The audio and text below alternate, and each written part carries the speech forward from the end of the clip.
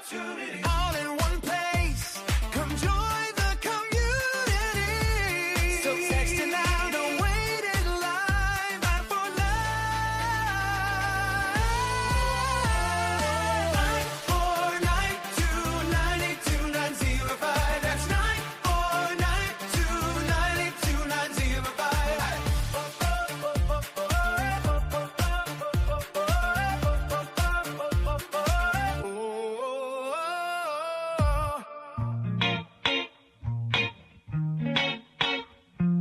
Now I'm at the point you wanna be with me. I'm vibing out at a higher frequency, cause everything that I want and I'm gonna be, it's when I wake up, that's when I start to dream. Someone you love is talking down, here is the plan. Let it fall through like a handful of sand. Nothing happens overnight, what you must understand. If you dwell on the bad, then you don't stand a chance. Something you want upset, saying why it ain't mine yet. That's because now you have yet to change your mindset. People don't put their mind to rest while they're so wired. A lot of people go to sleep and wake up tired. Power of positivity and persistence. Say that I can, we'll just sit back and witness. Make an impact when our time is done. Make money, help people, and have lots of fun. Hey, my friend.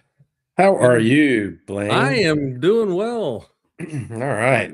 I love it. Yeah. You've been busy. You've been kind of cavorting around lately. I have. I was in your neck of the woods and Yeah. did a little whale watching when I was out there and did a little conference, stuff. And then back here in North Carolina for my son's graduation tomorrow from college. So Tomorrow. Okay. Good. been on the planes and doing the stuff, and I cannot think of anywhere else I'd rather be on a Thursday afternoon with you. So Well, hey, flattery will get you everywhere. Did you see a whale? did, man.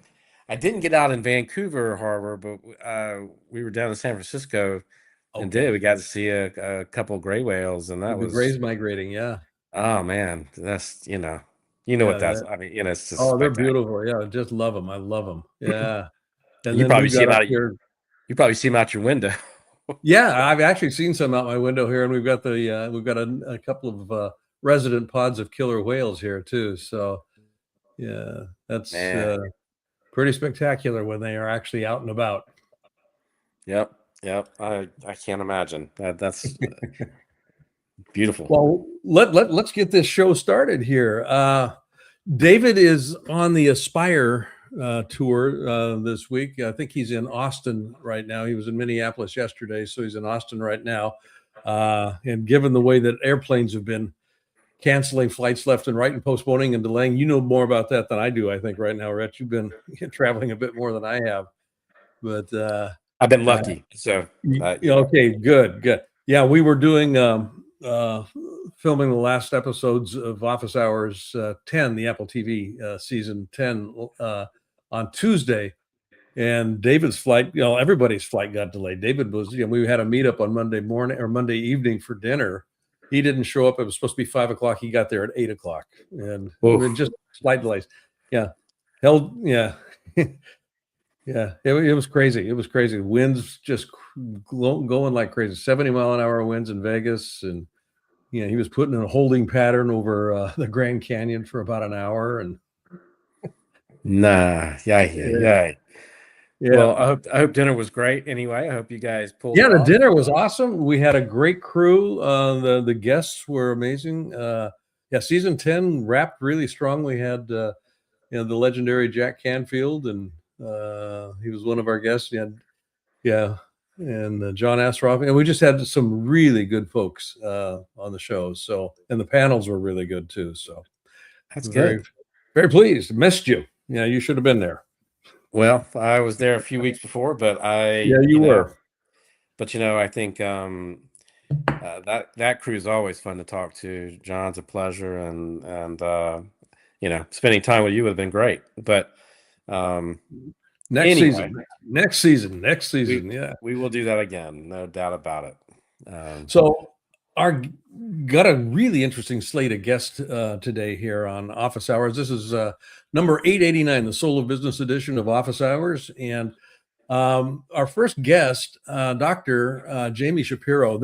I'm fascinated. I had a little bit of conversation with you, Jamie, before we got started here. But just to give the folks that are listening a little bit of a taste of your CV, PhD in positive organizational psychology, an MBA, an MS in information technology. You've got a couple of books. You've got a new book that's coming out. And what I'm fascinated by is something that was in the notes that I got to presage the show here and position it. Why leaders get pulled into the weeds. And this is something that's very near and dear to my heart. I work a lot with entrepreneurs, and both Rhett and I do. As they start to scale, it's kind of like, you got to shift your mindset here, guys. There's a whole different skill set that comes into play. So Jamie, welcome to the show. Thank you. Thank you so much for having me. Yeah, you have founded Connected EC, and we'll talk a little bit about the company, but I'm just going to go full circle back to my opening comment here. People get pulled into the weeds, leaders get pulled into the weeds, and there's a different skill set, there's a different mindset, there's a different way of behaving that needs to happen if you're going to scale your organization and not get sucked back into, I'm a personal performer dynamic. Let me go fix it. Yeah. Can you talk a little bit about that? I'm happy to. I call it altitude management because I think as we grow in our leadership, we grow in our businesses, it's really easy not to recognize what altitude you're flying at, right? Sometimes you actually do need to be at that low altitude and in the details. But as you scale, you need to start lifting up to that 10,000, that 30,000 foot level and really understand, when are you focused on strategy, vision? When do you need to step into execution? And when do you need to get into the details? And one of the mistakes I see leaders and actually C-suite teams make all the time is they don't calibrate. Where are we? Where's this conversation? Where do I need to be? And sometimes I see leaders getting driven more by their anxiety and need for control versus their awareness of what altitude they need to be at. Yeah, I can identify with that. I swear, when I spent years, when we started our first company, it was a children's toy company. It was a horrible business model. We bought a one product company, and the way that they did this was they made the product during the week. They made it in-house. And then on the weekends, they would get in their vans and they would drive it to little community shows all over the place. And it was what attracted us to the business, because the product was so good and they would sell out every weekend. The kids would be like 6 deep in line to get this thing, and all weekend. But terrible business model. And we did this for a couple of years, and we were struggling. We weren't growing.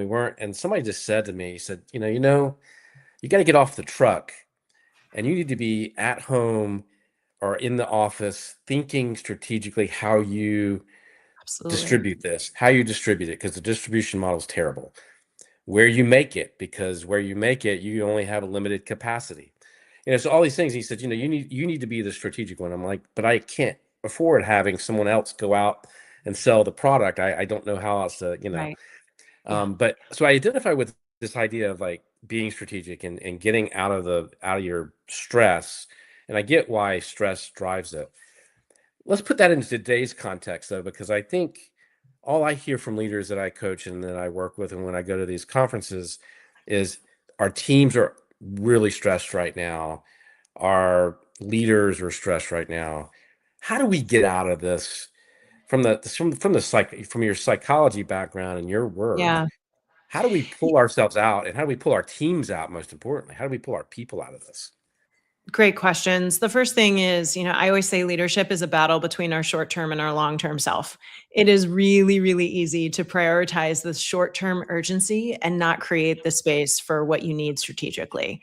And the first thing we have to do is really take a look and say, are we in that mode? Are we just so focused on the short term that we're actually not giving the long term any space? Because that's just going to continue the cycle over and over again.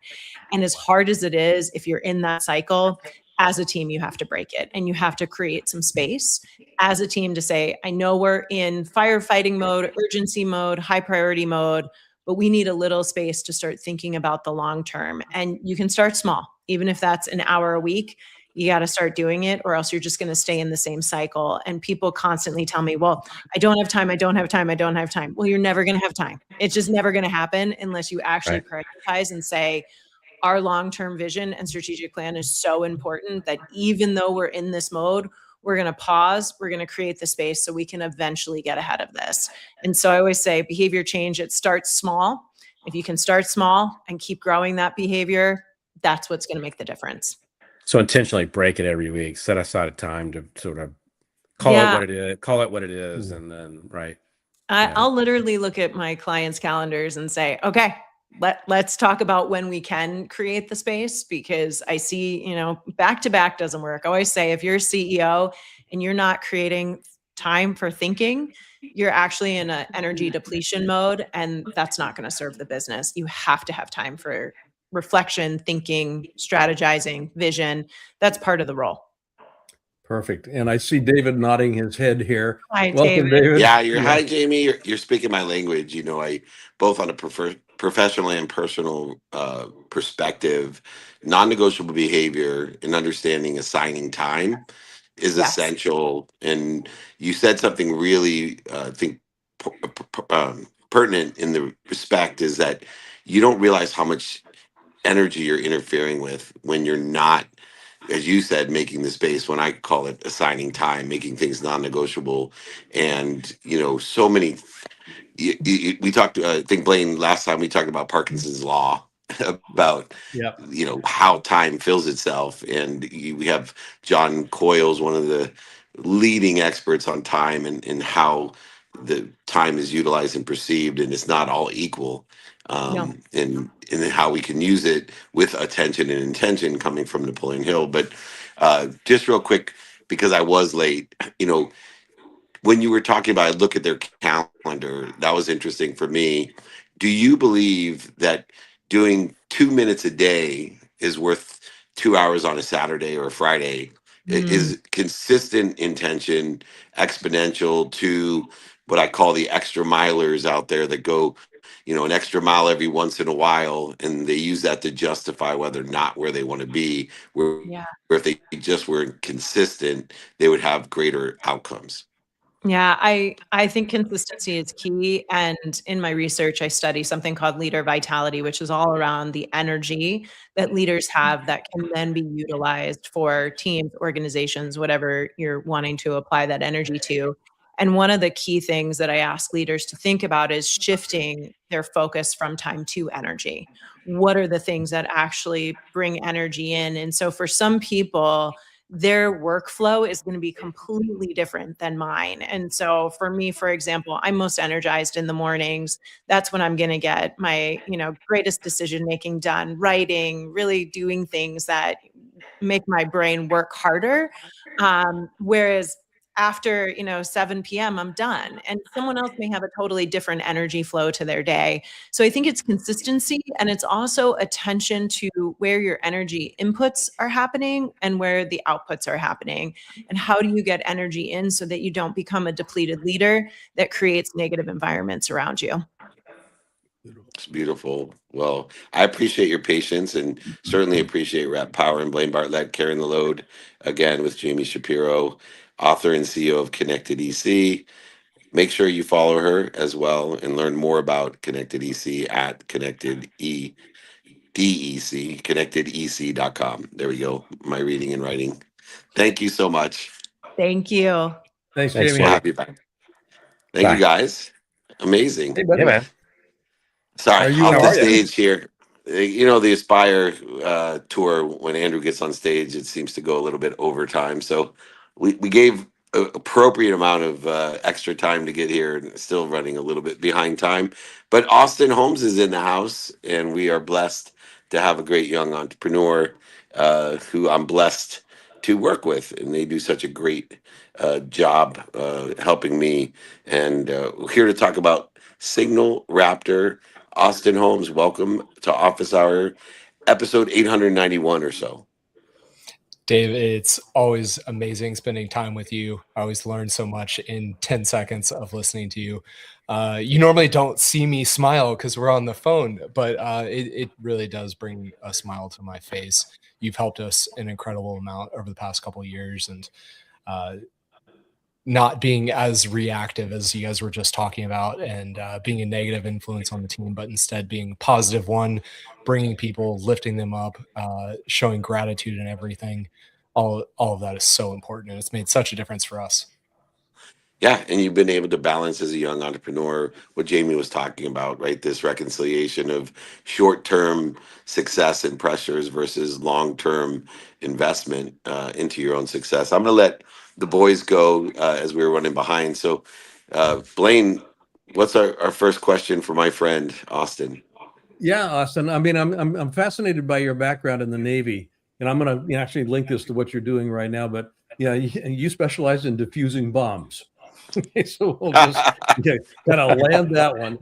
And as the founder in this in the CEO of Signal Raptor, one of the things that you do, I think, and this is I'm going to check this out, is work with entrepreneurs, solopreneurs, folks that are looking to scale their business with how do they get the message out.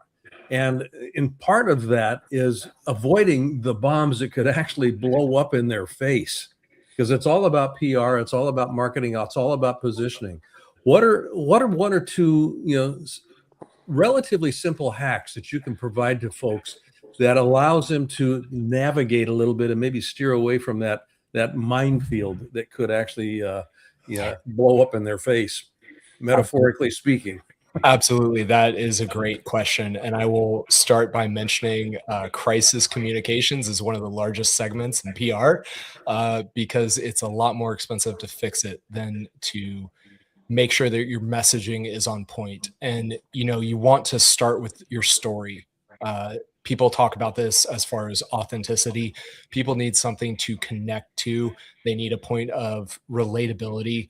And you're going to grow your audience, your tribe, your community by being authentic. And that also requires intentionality. So be intentional with what you're trying to accomplish, with what you're trying to put out there, with how you're trying to help people. That's going to make a bigger difference than any spin that you can put on your story. Beautiful. Thank you. Austin, man, thank you for your service, first off. Yeah. Second is this. This is what you're doing right now with AI, basically SEO for AI, is the way I would interpret that. It's the brand new frontier, right? Because if I try to get recognized on Google as a coach, that's going to be really hard to rank really high up on Google, for example. Like, is it possible now for, let's say, a coach like me to really start showing up in AI search much higher and much more in a much more visible way? Is that essentially what you're working on with AI and search? Yeah. So the problem came in when we went from, if you get on TV, that's where it is. You had billboards and TV. As all of the new platforms started coming in, each one has its little technical piece. And how do I get positioned here? And now with AI, it's pulling from all of those data sources. Some of the highest ranked ones are social, what people are saying about you, Reddit, Quora, the review style websites, if you want to call them that. Media is still powerful, though. It's still referencing that high domain score. And so when we're looking at the AI side of things, ranking in LLMs, there is a technical side just like SEO, but it's more like Amazon books. You want to hit your niche in order to rank the best you possibly can there. As a coach, it's going to be easy for you to get local media opportunities because they want those people who can come in and speak about their expertise. We did this in Atlanta with one of our clients. She now has recurring segments with the local station because she can come in and be that expert and the audience loves her. So picking your niche, making sure that you're speaking to that, communicating on it over and over, and it can feel repetitive. Like I'm telling my story over and over and over, but we kind of have to assume that no one has heard it before. And so we want to keep telling that because that's the authenticness or authenticity that we can bring. So it's absolutely possible. And with AI, it's kind of open. There are established people who already just naturally rank. But for most of it, it's wide open. You can go attack these specific technical things, make sure your website's set up, not just for SEO now, but also for the schema that are being read by these LLMs. And we track 11 for ourselves. So you want to look at all of them because most of them are a little bit different. Wow. Thank you. Yeah, I think it's important, Austin. You know, you talk about saying the same thing again and again, and human beings don't like repetition and they don't like honesty. They definitely, you know, don't like feedback in the present. But when you look at this repetitive nature, it's not just that you have to assume that nobody's heard it before, which the majority of the people haven't, with 7.6 billion people Billion. in your total addressables, people haven't heard it. But the most interesting thing that I found, Austin, is that the people who have heard it are conditioned and they love it. And if you don't believe me, any grandparent in the world, we can ask Blaine. Any grandparent in the world will tell you that their grandchildren want you to read the same goddamn story every single night to them, or they want to watch the same Disney film. They want to right there. Or if you're older like me too, I own a suite at the stadium, and the Rolling Stones came. Every one of the 46 people that came to my suite said the same thing. They better play Satisfaction. Yeah. And I promise you, they've heard Satisfaction 1,000 times. Why would they want to hear the same song?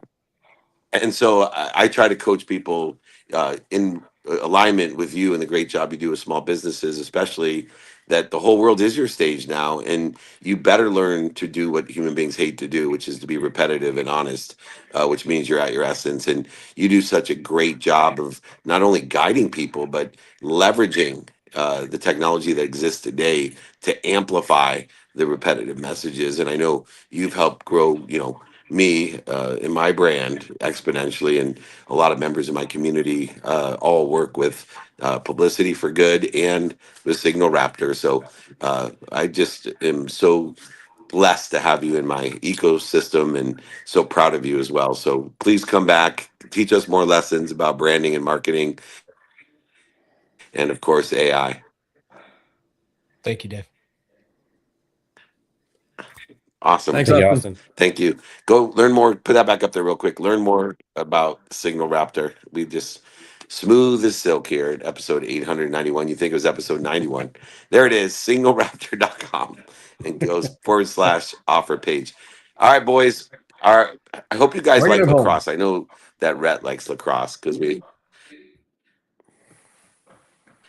got our friend, the head of the USA lacrosse CEO and hopefully here. Maybe not. There he Yes, is. he There he is. Good. is. You never know. Yeah. The Olympic Committee's paying for. Are you guys seeing Blaine? Yeah, I see you. Oh, You're cutting out though, David. there's Mark. Yeah, Mark's up. Oh, I'm cutting out.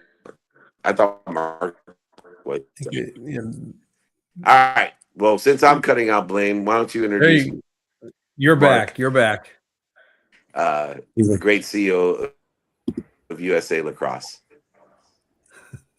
Hey guys, how you doing? Can you hear me okay? Yes. We got you, Got you. Mark. Wonderful. It's great to be here.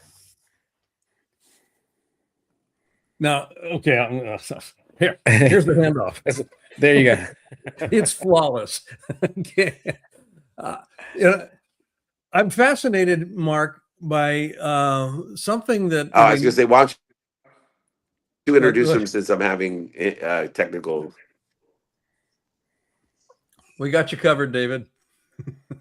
Okay. We got you covered. Lacrosse originated, as I understand it, originally as an Iroquois. I mean, the Iroquois Indian tribes played it. Correct me if I'm off base with this, but it's a Native American sport that has been around for hundreds of years. And I'm really excited to see that it's getting some of the publicity that I think it deserves, and it's getting exposed into a mainstream audience. It is an exciting game, and Yeah, as a former rugby player, I thought rugby was rough. Uh, I tried my hand at lacrosse one time and had my head handed to me, literally. I mean, it was kind of like, okay, this is a different level of pay attention, sort of a thing. So right now, you've grown it to what, about 500,000 members. What is it that you're looking to have happen as it becomes more? It's going to be an Olympic sport in the 28 Olympics, right? Yes. And then that's the first time it's been positioned as an Olympic sport. Well, actually, the men played in the Olympics 1908. The women have never played. So in essence, in the modern day, yes, it's the first time, but it's unquestionably the first time for the men and women together. Okay. And considering the game was played, well over 100 years ago, this really is our modern moment, and it will be on the field of what is now BMO Stadium, which is Exposition Park Stadium, right next to the LA Coliseum. In the second week of the Olympics in LA 28, the men versus the women, and 6 nations will compete at an unprecedented, visibility moment for the sport of lacrosse. What are you finding to be the greatest challenge in shepherding it into the Olympics? Because this, like you said, this is the first time the combined teams are coming together. What's the biggest challenge that you're looking to overcome at this point? The biggest challenge is also, and I would also say this for most people, like your greatest strength can be your greatest weakness. Your biggest challenge can also be your greatest opportunity. For us, it is the biggest challenge as well as opportunity is the recognition that the discipline that will be played in the Olympics is called sixes. And so many people are familiar with the version of the game that you see in college and high schools. Mm-hmm. And that's, full field 10v10 or 11v11 of men and women playing up and down the field, like a field the size of a football field. The version of sixes is just 6-on-6. It's a much smaller field, comparable, a little bit bigger than a rugby field. A little bit bigger than a basketball, if you will, but outdoors. And the game is very fast-paced, back and forth. It's much like basketball. It's very intuitive. So if you were a casual fan and you were viewing for the first time, you're going to get it. And you're going to see a lot of movement. You're going to see a lot of goals and a lot of action. No specialty, just athleticism, a lot of physicality, but think basketball with a stick and a ball. And so the challenge is really continuing to educate people. If you want to use rugby as a good example, there's rugby 15s to a side in the traditional game, but rugby 7s is in the Olympics. And there's a reason for that. And this is the same reason in terms of you need less athletes to have very competitive teams. So parity is really equal. The games are much faster and more intuitive. It's also a cost structure from an IOC perspective in terms of the number of athletes participating. But that is an incredibly exciting version of the game. And so it's a challenge a little bit in terms of educating people on that. And it's also a challenge that have a full national team program, and we've had to add 2 additional national teams because a field athlete doesn't necessarily mean you're a sixes athlete. And all of the other nations are now, as an Olympic sport, getting money from their governments. So they are now funded in a way that they never have been before. So USA is the most successful lacrosse nation in the world, 36 world championships. But the competitive gap is narrowed, if now non-existent in the sport of sixes. So that's great for the game, but it's also a challenge for us, who wants to go out there and win gold. Okay. Yeah. Great. Well, thanks for having me back, guys. You're welcome. Mark, I represented many USA teams with Lee Steinberg, and Warren and I marketed many as well. And my latest was USA Rugby, which I find it ironic, who faced the exact opposite that lacrosse did in rugby, where they were not competitive rugby and then created rugby 7s and closed the gap on world rugby as well. And a variety of other things along with that. When they took out baseball and softball, I didn't mind baseball, but when they took out softball, that was a huge tragedy. There's always a money issue in USA events, and it's really more than just the support of the Olympics or the support of the teams. It's the individual athletes. I was with John Coyle last night, silver medalist in the speed skating, and we represented LaShawn Merritt and Carl Lewis. And most people don't know how little the athlete gets for the investment they make to be on the Olympic team. And I was wondering if you saw any advancement on the funding side with the new NIL side and professional lacrosse league with Rabel, if there's more money going to the athlete. Because I think I was told less than 2% of the money used to go to Olympic athletes. Well, I can say if I would, I'll unpack those in two different tranches, and one being the full-time lacrosse athlete, and the other being the Olympic athlete, lacrosse included in that. The full-time lacrosse athlete is becoming a reality. The work that the PLL is doing, and that's the Premier Lacrosse League, the work that the NLL, which is the National Lacrosse League, which is the indoor league, and then the WLL, which is the Women's Lacrosse League, which is aligned with the PLL as the Outdoor Women's League. Those athletes are now making mid to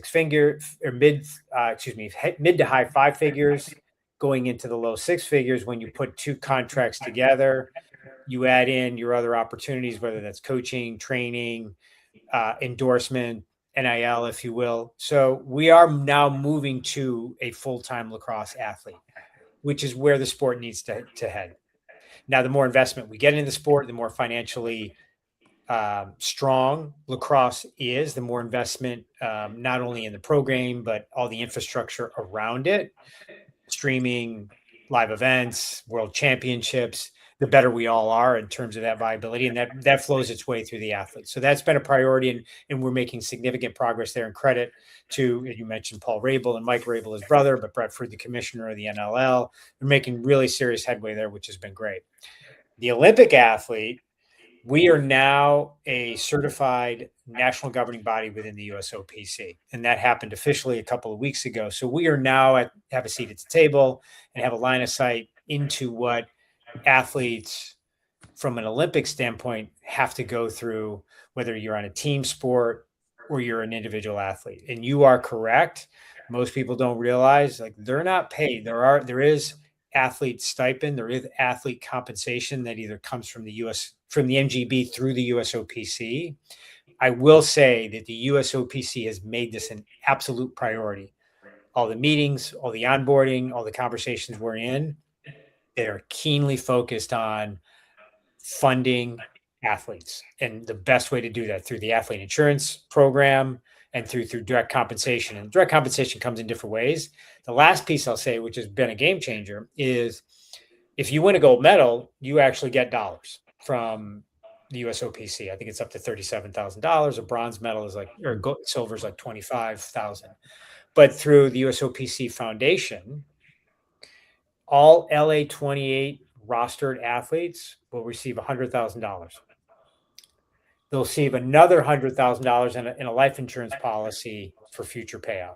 So that's $200,000 that is all through philanthropic and foundation work through a big gift secured through the foundation at the USOPC level. So that's the level of emphasis the USOPC is putting on athlete compensation.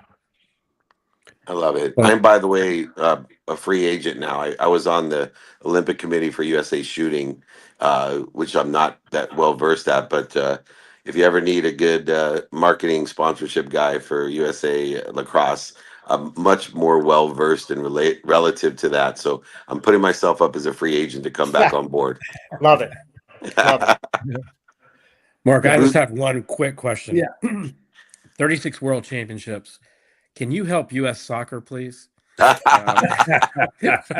Listen, I got to tell you, U.S. Soccer is a warning for everybody in America, and I'll tell you why. And I think you probably have talked about this before. Youth sports in America has an access and affordability problem. It's a pay-for-play model. Mm-hmm. So many great young athletes either never get the opportunity or they can't sustain competing because they don't have the funds. They can't travel to a field. And as a result, so many young athletes leave a sport before they bloom.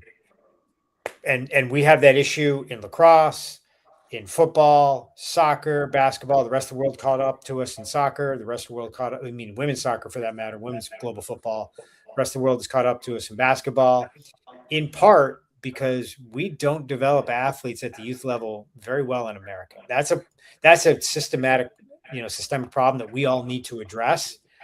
and soccer is a warning shot for everybody. And that's why they're small nations. They're very good at developing footballers. Yeah. Such a good point. Well, there is the issue of money in all areas of sports. If I've learned from the 35 years of running the most notable sports agency to global marketing to sports media, money matters, and we want to support our team. And I want to make sure that our community is supporting Mark and our USA lacrosse team to continue to win the gold. And we'll see you in my offices there at SoFi Stadium and around Los Angeles for the Olympics coming up. Hopefully we'll have you back on some other shows as well, Mark, if there's anything we can do to help. Everybody support USA Lacrosse, the usalacrosse.com. Your dollars will be well spent. It's an amazing sport and just amazing kids playing it. So thank you, Mark. We appreciate all the support you've given our country. Thank you very much, guys. Really appreciate the chance to say hello and chat a bit. Great to Mark. see you. Thanks. Thank you. All right. 6 different networks, but I'm here. It's amazing. I was bummed, man. I love Austin. I really wanted to talk to Mark. So you guys are terrific for always covering and carrying the OG Double B, Blaine Bartlett, who I got to see in Las Vegas. Season 10 is completed of Office Hours, and Rhett was on the beginning of season 10, and Blaine was on the end of season 10. So thank you both for supporting us there. We're taking that as well to the next level. We will be doing a mastermind on the 28th that you're both invited to in Orange County. That's the next thing on the agenda. So please, everybody on the community and you two especially come. We got a really good lineup. We got Tim Story. We have myself, Bill Walsh, Jay Abraham, John is coming, John Coyle, the Olympian as well, and many more. Hopefully you guys can join us. But before I let you go, as always, I want people to take something away. If you don't have a Happy Meal, hopefully you can give me something else. Well, for me, I'm just real simple. Jamie, I think kind of exemplified this in a lot of ways, but just the ability to know what altitude is appropriate for what it is that I'm trying to make happen. So being able to kind of disengage, if you will, from what I'm doing long enough from the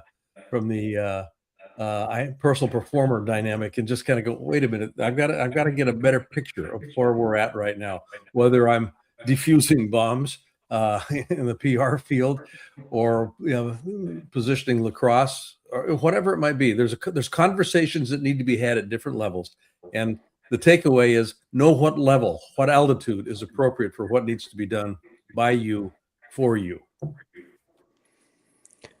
Yeah, spot on, Blaine. You know what I love today was that enthusiasm.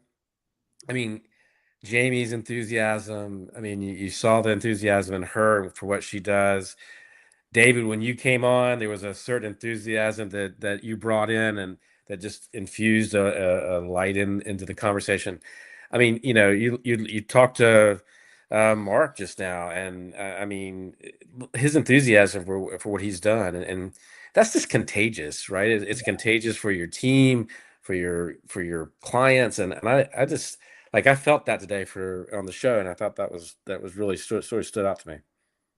I love that. And enthusiasm, as you know, comes from the root of entheos, with God, and it's exactly relative to being a part of everything and how you can see energy flow and where it goes with people and places, things, etc. And it's when we're very conscious about where we're flowing our energy. And these 3 guests obviously are aligning their energies for good, which is really great. I know Jamie obviously helping individuals to enjoy that pursuit of their potential in a variety of different ways. And then Austin, as much as signals his Raptor signal, it's all relative to Publicity for Good, which is the umbrella company that he works for. And of course, sport has been the cornerstone to bring us together for years. And the Olympics, it represents the unification of the world through sport. Throughout time, people, just like today, are killing themselves over silly things. Even Yeah. as silly as the one thing that says "do not murder" causes the most murders. And so I'm a huge sports person, as both of you are, and it's just really great to see this unification with everyone here, with the great ideas that we have. And I'm blessed to be a part of 891 or so of these shows, and thousands of interviews, and always taking it to the next level as the community grows. It's so much fun at Aspire for people to come up, and I love watching office hours on LinkedIn or whatever it is. I never thought that when we started at Blaine, there'd be millions of people and thousands of interviews. So thank you both. And we will come every day with enthusiasm, and we'll figure out what we're doing to interfere with that expression of God, which they have appropriately named genius. And my two genius friends, Blaine Bartlett, BlaineBartlett.com, my mentor, teacher, and coach. Join him at his masterminds. Come and follow him, listen to his podcast. And of course, my business partner, full of power, Rhett Power, RhettPower.com. And he is the head of mental himself. Thank you both. We will see you next week, if not sooner. Sounds Thank you. good. Love you guys. All right. We are completing an 8-city, 10-day trip. I got to go home in between, but not a big deal. We will be next week. Tim Story, Jay Abraham, me, John Coyle, Bill Walsh, hopefully Rhett and Blaine. Mastermind, Newport Beach, Thursday. VIP dinner for charity for the Unstoppable Foundation. David at dmeltzer.com. We're on pace for over 200 cities. So if you want to be invited or informed, our text community is 949-298-2905.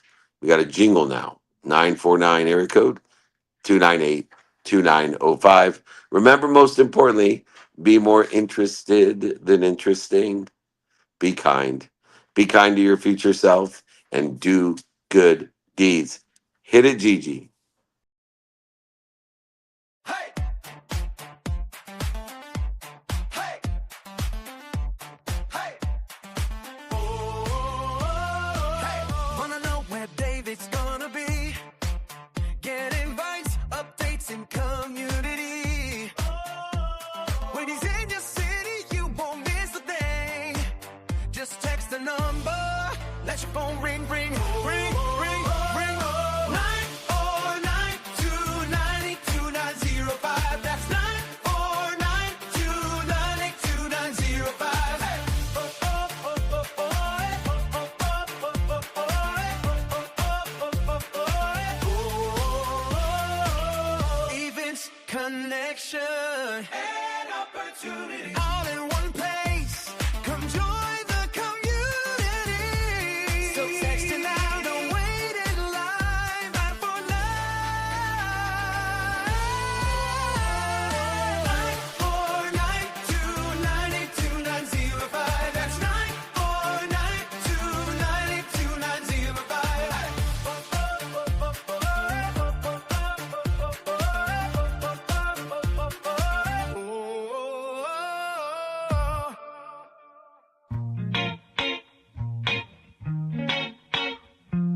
Now I'm at the point you wanna be with me. I'm vibing out at a higher frequency, cause everything that I want and I'm gonna be, it's when I wake up, that's when I start to dream. Someone you love is talking down, here is the plan. Let it fall through like a handful of sand. Nothing happens overnight, what you must understand. If you dwell on the bad, then you don't stand a chance. Something you want upset, saying why it ain't mine yet. That's because now you have yet to change your mindset. People don't put their mind to rest while they're so wired. A lot of people go to sleep and wake up tired. Power of positivity and persistence. Say that I can, we'll just sit back and witness. Make an impact when our time is done. Make money, help people, and have lots of fun.